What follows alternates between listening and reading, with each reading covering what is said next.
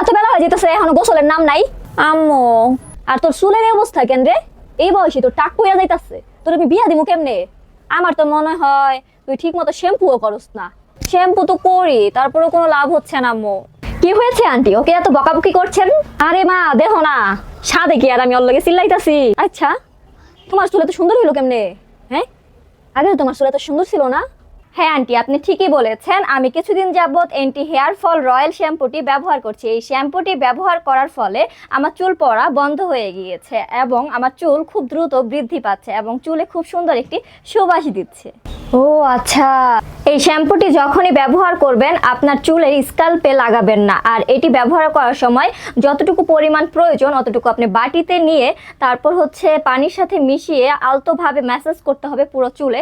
তারপর কিছুক্ষণ রেখে এটা ধুয়ে ফেলতে হবে। তারপর সপ্তাহে 2 থেকে 3 বার যদি লাগান ভালো একটা ফলাফল পাবেন।